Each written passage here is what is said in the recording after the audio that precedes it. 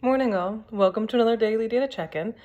So this week we have been talking about specifically some of the tools that employers are adopting in order to allow all of us to go back to work. So the article that I posted Monday was from the Wall Street Journal, talked really specifically about some of the different kinds of tools that companies within New York are thinking of adopting and putting in place. And this is a continuation of that. So this article is from the New York Times, and it takes a slightly different approach, which I think is incredibly important because it's something that, we have a group that we talk about this stuff. It's something that our group has talked about, which is what are the pitfalls of all of this new technology going into place? What are the things that we're not thinking of? What are the things that, where's this data going to be used? How often is it going to be used? And then it really goes into things that are, kind of almost scary, right? It's this idea that if your employer is tracking your temperature, tracking, your biometrics, your face, your fingerprints, then is this information that could be shared with law enforcement? And even if you put into place at a state level that it can't be shared with law enforcement, you still have to comply with courts and you have to comply with federal legislation as well. So think about that. And then also you have to think about one of the items that, the other items that we talked about is this idea that how do you make sure that everything is de-identified and anonymized?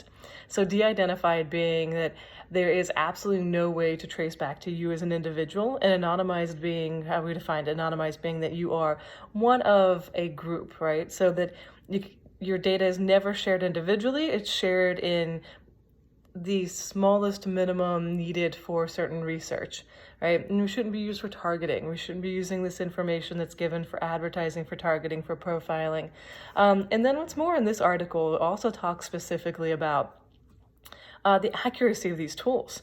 And I think that's one thing that we haven't really covered yet, is how accurate are these tools? So if your temperature is being taken every day as you walk into work, and you have a high temperature, you're flagged as having a high temperature, not only do you have the stigma then of being the person who tried to show up to work with a high temperature, and you may not have known, but it could be that the tool is also not accurate and you are being mislabeled. And then you have to work from home for at least 2 weeks and before you can come back. And to have a flag like that, what if you get flagged again for that? So there's this idea that if you are immune, if you've already had COVID, maybe you'll be allowed to return to work. Or if you haven't had it, maybe you're not going to be allowed to return to work.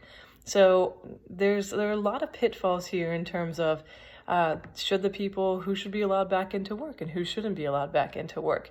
And if you have to be quarantined for 2 weeks, do you get to work from home, or do you just not get to work for those 2 weeks?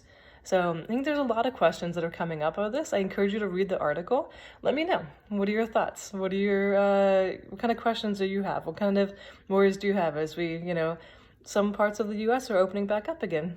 I hope you guys all have a great day and look forward to talking to you again.